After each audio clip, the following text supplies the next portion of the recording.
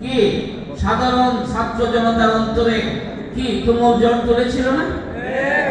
বলেছে একটা ছেলে গুলি করে আমরা মেরে ফেলি, আরেক 5 জন দাঁড়িয়ে যায়, কেউ সামনে করে না। এই বিপ্লবের সবচেয়ে বড় রূপ হলো এটা। একটা মেয়ের মুখ উচ্চারিত হয়েছে, কোথায় যাব? পিছনে পুলিশ, সামনে স্বাধীনতা। আমরা এই জায়গা ছেড়ে যাব না, আমাদের লাশ হয়তো যাবে।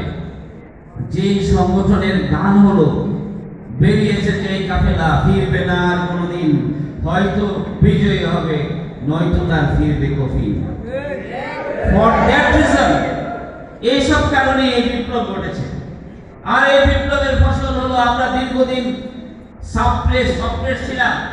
আজকের এই নরসিংদীর সিভিল সার্জন হওয়া আমার কাছে মনে হয় এই ছাত্র জনতা, বিশেষ করে ছাত্ররা গুলি খেয়ে যেন বলছে আমাদের এই বাইরেকে তাদের প্রতিশোধ দিতে হবে।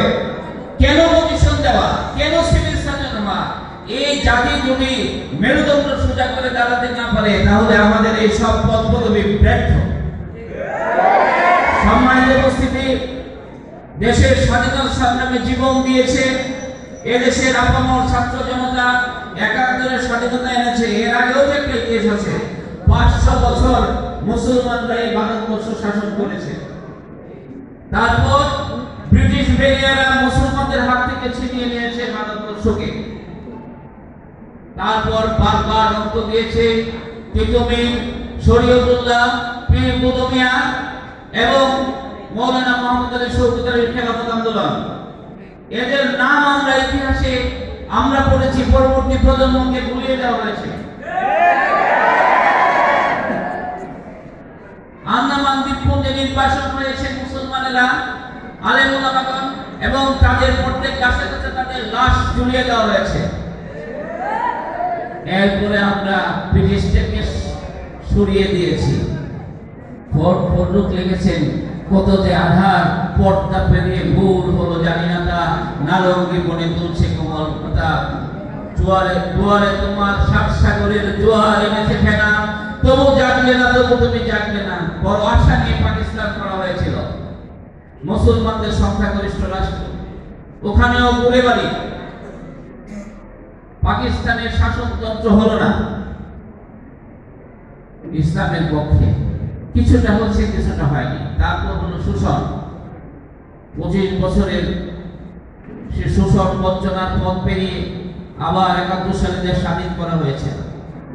আমাদের উপর 4টা মূলনীতি চাপিয়ে দেওয়া হয়েছিল, একটা ধর্মনিরপেক্ষতাবাদ, একটা সমাজতন্ত্র, এরপরে জাতীয়তাবাদ এবং বাঙালি জাতীয়তাবাদ আর গণতন্ত্র।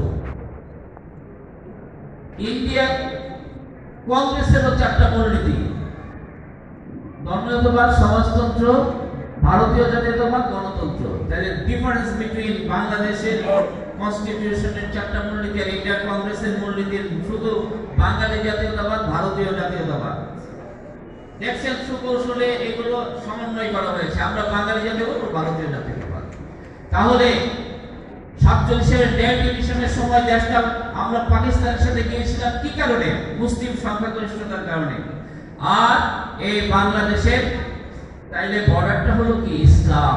এই বর্ডারটার নাম কি? ইসলাম। এখানে ইসলাম যদি মাথা তুলে দাঁড়াতে না পারে তাহলে এই ভারতের সাথে এই দেশের ডিফারেন্সটা কি?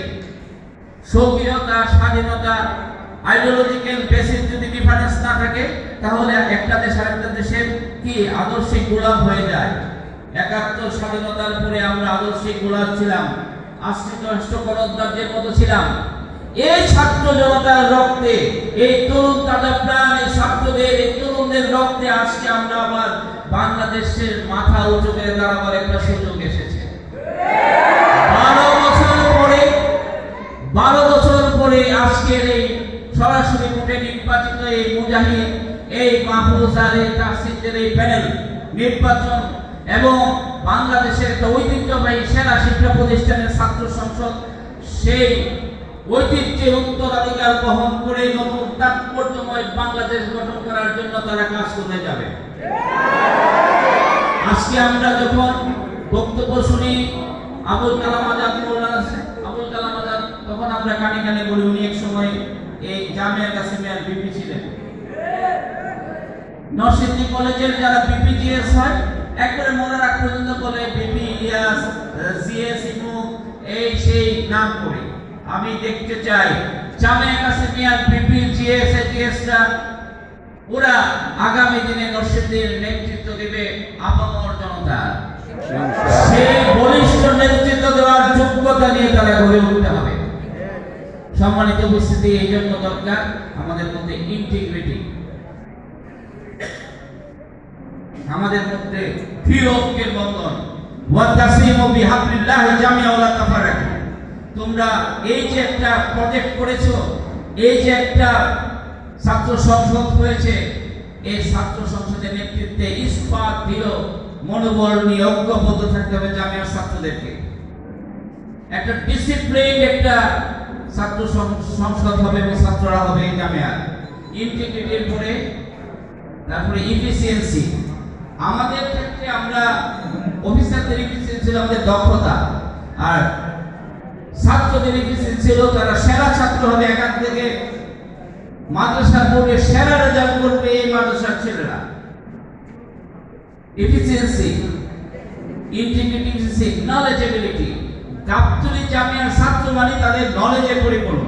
তারা বরেণ্য শিক্ষকদের কাছ থেকে পড়াশোনা করে এবং তারা হবে অন্যান্য ছাত্রদের তুলনায় জামিয়ার ছাত্রদেরকে যে আলাদা চোখে দেখা হয়, তারা জ্ঞান যে দিচ্ছে এটা যাতে তাদের চলন বলন আচরণ এবং কথাবার্তায় প্রস্তুত হয়।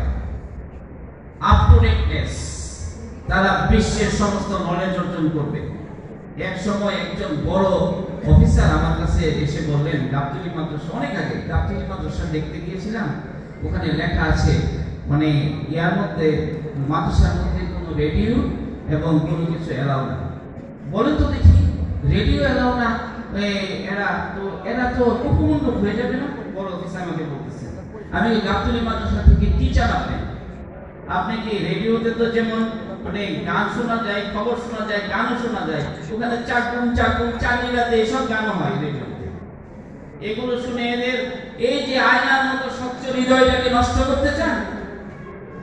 এরা তো হবে ইবনে তাইমিয়া, এরা তো হবে বিশ্ব বরেণ্য ব্যক্তিত্ব যারা ইসলাম এবং রুহানি জগতের নেতৃত্ব দেবে। তাই এদের মনের মধ্যে এগুলো পরিস্ফুট যাতে না হয়। এখন প্রত্যেকের হাতে হাতে মোবাইল। গাবতলীর ছাত্ররা পড়া বাদ দিয়ে যদি রাত 2টা পর্যন্ত মোবাইল টিপতে থাকে, ইউটিউবে যা ইচ্ছা তা দেখে, তাহলে এদের এই অস্বচ্ছ হৃদয়ে কি করে আগামী দিনের আমাদের কাঙ্ক্ষিত নেতৃত্ব এবং আলেম বেরিয়ে আসবে? আমি এটা স্মরণ করে দিতে চাই। এই জন্য একটা গান আছে সাইকেলে, আজও কোরআন আছে, হাদিস আছে, ইবনে তাইমিয়ার মতো সেই মানুষ নেই। আজকে আমরা যা চাই তা কাঙ্ক্ষিত অবস্থানে গাবতলী মাদ্রাসা চাই। যখন ভারতবর্ষ পুরোটাই স্বাধীনতাহীন, পরাধীনতা তিমিরে আক্রান্ত, তিমিরের মধ্যে বন্দী, তখন নজরুল লিখছেন, বাজিছে দামামা বাদরে আমামা, শির রোজা করে মুসলমান, দাওয়াত এসেছে নয়া জামানার, ভাঙ্গা কেল্লায় এলে নিশান। মুখেতে কলেমা, হাতে তলোয়ার, বুকে ইসলামী জোশজোরবার, হৃদয়ে লইয়া ইশক আল্লাহর, চল আগে চল বাজে নিশান, ভয় গিলে তোর গলায় তাবিজ বাজে আছে আল কোরআন। সেই সময় নজরুল এই স্বপ্ন দেখেছে। এই স্বপ্ন বাস্তবায়নের দিন এসেছে এখন। আজহারি হুজুরের অনুষ্ঠানে 20 লাখ 25 লাখ পঙ্গপালের মতো মানুষ দৌড়িয়ে যাচ্ছে, এর মধ্যে বেশিরভাগই তরুণ যুবক ছাত্র। এটা কি সুবে সাদিকের সিলভার লাইন নয়? আগামী প্রদীপ্ত ভোরের পূর্বাভাস বাংলাদেশে দেখা দিচ্ছে। এই ভোরকে তোমাদের ছিনিয়ে আনতে হবে। অরুণ রবি শোনা গেল, দোহাত দিয়ে উঠব, নিত্য নতুন গৌরবে ছড়িয়ে দেব সৌরভে, আকাশ পানে তুলব মাথা, সকল পালন টুটব। এই কবিতাগুলো যেন এদের জন্যই লিখেছে কবি গোলাম মোস্তফা শোয়েব বরাতের কবিতাটা ইয়াতে পাঠ্য আছে, পাঠ্য নাই কিন্তু সিলেবাসে ছিল ইন্টারমিডিয়েট। এটার একটা অংশে আছে যে সবার ভাগ্যে দিও জাতিবাদ, জাতির দিও গো মুক্তিদান, জাগরণ লিখো নসিবে তার, দিও প্রাণে সাত বড় হবার, নবগৌরবে ধরায় যেন দাঁড়ায় আবার মুসলমান। নবগৌরবে এই ধরায় মুসলমানদের দাঁড়াতে হলে শুধু বাংলাদেশ নয়, বিশ্বব্যাপী ইসলামী পুনর্জাগরণের নেতৃত্ব দিতে হবে এই মাদ্রাসার ছাত্রদের। সম্মানিত উপস্থিতি, আমি আর কথা বাড়াচ্ছি না। যখন ব্রিটিশদের বিরুদ্ধে বারবার মুসলমানরা আন্দোলন করে, তখন ব্রিটিশ সরকার চিন্তা করলেন একবার আন্দামান দ্বীপপুঞ্জে এত আলেমকে আমরা নির্বাসন দেই, এত আলেমকে ফাঁসি লাগাই, একদম স্তব্ধ করে, তারপর কিছুদিন পরে আলেম সমাজ এবং মুসলমানরা কেন আবার জেগে উঠে? এদের এই শক্তির উৎস কোথায়? বস্টন নামে একজন পার্লামেন্টারিয়ান ভারতবর্ষে এসে দীর্ঘদিন থেকে একটা রিসার্চ ওয়ার্ক করলেন এবং ব্রিটিশ পার্লামেন্টে জমা দিলেন রিসার্চ ওয়ার্ক। এর কনক্লুশনে লিখলেন, so long as the Muslim have the Quran, we shall unable to dominate them. Either we take Quran from them or make them lose their love of it. যতদিন মুসলমানদের হাতে কোরআন আছে, আমরা এদেরকে পরাজিত করতে পারবো না। হয় এদের হাত থেকে কোরআনকে কেড়ে নিতে হবে, অথবা কোরআনের প্রতি এদের ভালোবাসাকে চির করে দিতে হবে। আমি চিন্তা করে দেখলাম এই রিপোর্টের মধ্যে একটা জিনিস লিখতে ভুলে গেছে। কোরআনকে হাত থেকে কেড়ে নেওয়া সম্ভব না, কোরআনের প্রতি ভালোবাসা চির করা সম্ভব না, কিন্তু বয়া গেল চিনির বোঝা খায়া দেখলো না কোরআনের মধ্যে কি আছে এটা যাতে কিছুই না বুঝে মুসলমানরা এমন বুদ্ধ মুসলমান বানাতে হবে। তৃতীয়টা যেটা আমি চিন্তা করলাম ওইটাই হয়েছে। এই মাদ্রাসার ছাত্ররা যদি বেশি কোরআন পড়েন, কোরআনকে জানেন এবং কোরআনকে ছড়িয়ে দেন, তাহলে কোরআনের এই ঐশী শক্তিতে আবার যাতে জেগে উঠবে। আজকে যেসব মাহফিলে বড় বড় আলেমদের মাহফিলে বেশি জনতা যাচ্ছে, যেই হুজুর, যেই মৌলানা, যেই প্রাণপ্রিয় মৌলানাগণ কোরআনের সুন্দর তাফসীর করেন, আমি মাদ্রাসা থেকে নিয়ে তাদের উৎসে পড়ছে বিজ্ঞান। আজকে মানুষ মরুভূমির মতো দেখিয়ে আছে এই কোরআনের বাণী শোনার জন্য। এই কোরআনকে প্রত্যেকটা মাদ্রাসার ছাত্রকে ধারণ করতে হবে। সম্মানিত উপস্থিতি, শেষ কথা বলে আমি শেষ করছি।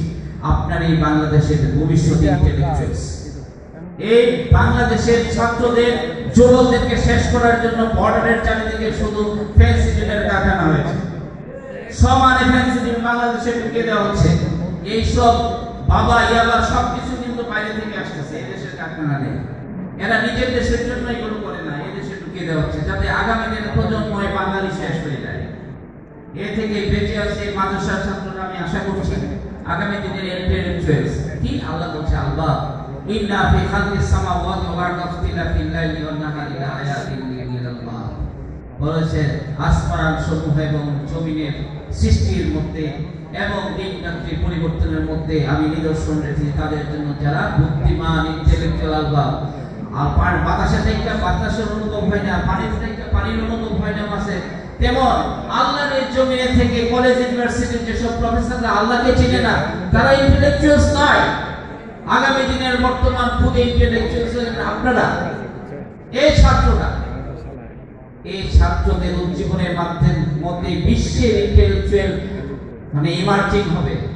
সম্মানিত উপস্থিতি, হেলথের এবং এডুকেশনের সংজ্ঞা দুইটার মধ্যে স্পিরিচুয়ালিজম আছে। হেলথের সংজ্ঞা দিচ্ছে WHO, health may be defined as physical, mental, social and spiritual well-being and absence of disease or infirmity. আর এডুকেশনের সংজ্ঞা মিল্টনই দিয়েছেন। অন্য ধর্মাবলম্বী কবি দিয়েছেন, education is the harmonious development of body, mind and soul. হেলথেও আছে শারীরিক, মানসিক, সামাজিক উৎকর্ষতা এবং আত্মার উৎকর্ষতা, স্পিরিচুয়ালিজম। আর এখানে আছে সোল। এডুকেশন আছে সোলের সমন্বিত, শারীরিক, মানসিক, আত্মার সমন্বিত বিকাশের নাম শিক্ষা। দুইটার মধ্যে সোল মানে আত্মাকে উন্নতি করা, হৃদয় বিবেককে জাগ্রত করা, রেশনাল পাওয়ার অর্জন করা, ইমিউনিটিকে দূর করার আর কোনো উপায় নাই ধর্ম ছাড়া। এই ধর্মে যারা আসছে, এই সেরা ধর্ম, একমাত্র ধর্ম, সেরা ধর্ম নয়, অতুলনীয় একমাত্র ধর্ম আদম আলাইহিস সালাম পর্যন্ত ইসলাম। এই ইসলামকে সারা পৃথিবীতে এবং আমেরিকান সোশ্যাল সায়েন্সের লোকেরা বলে ফেলেছে, the mid of the century will be the century of Islam. So many countries of the world may, under the control of this ideology Islam, liyuzhirahu ala ad-dini kullihi walau karihal mushrikun, লিউযহিরাহু আলা দ্বীনি কুল্লি, সমস্ত কুল্লি system of president ইসলামকে বিশ্বে আবার প্রতিষ্ঠিত করতে হবে। এই প্রত্যাশায় অগ্রসর হতে হবে। আর ফররুক আহমেদ তার লাশ কবিতায় যে কয়েকটা লাইন বলেছিল, এটা আমি উচ্চারণ করে আমি আমার বক্তব্য শেষ করছি। হে জড় সভ্যতা, মৃত সভ্যতার দাস, স্পিনমের সমাজ, মানুষের অভিশাপ বয়ে নিয়ে যাওয়া আবার আসিবে সময়, বিশ্বময়, তোমার শৃঙ্খলিত স্পিনম ম্যাচযুক্ত মাংসপিণ্ডে পদাঘাতহানি নিয়ে যাব জাহান্নামের দ্বার প্রান্তে টানি। তুমি উৎপীড়িত নিখিলের অভিশাপ বও, ধ্বংস হও, তুমি ধ্বংস হও। আজকের এই ছাত্র সংসদ আগামী দিনের লড়াই সংগ্রামে পারঙ্গম ছাত্র সংসদের প্রত্যেকটা সদস্য এবং এর সাথে মাদ্রাসা ছাত্রদেরকে পারঙ্গম হওয়ার জন্য উদাত্ত আহ্বান জানিয়ে আমি এই মাদ্রাসার এই অনুষ্ঠানে being citizen of the city invited হওয়ার কারণে I feel pleasure and honored here by this governing body and this teachers. এবং আমি পার্সোনালি আমি যখন সিভিল সার্জন হয়েছি তখন আমাকে দেখার ইচ্ছা পোষণ করেছিলেন মৌলানা কামরুদ্দিন জাফরি হুজুর। আমি ভুলতে পারবো না, আমি দৌড়ে এসেছি ওনার বাসায়। উনি দরজা খুলে আমাকে বুকে জড়িয়ে ধরে মানে আদর করেছিলেন, আমাকে বুকে জড়িয়ে ধরে উনি দোয়া দিয়েছেন। আগামী দিনে এই মাদ্রাসার হুজুর, বিশেষ করে কামরুদ্দিন জাফরি হুজুর সহ মাদ্রাসার টিচারগণ আল্লাহ দীর্ঘ হায়াত, নেক হায়াত দান করুন এবং এই মাদ্রাসার ছাত্রদেরকে এই নরসিংদীর মধ্যে অনন্য শিক্ষা প্রতিষ্ঠান হিসেবে ভূমিকা রাখার তৌফিক দান করুন। ওয়া মা তৌফিক ইল্লা বিল্লাহ। আসসালামু আলাইকুম ওয়া রাহমাতুল্লাহি ওয়া বারাকাতুহু।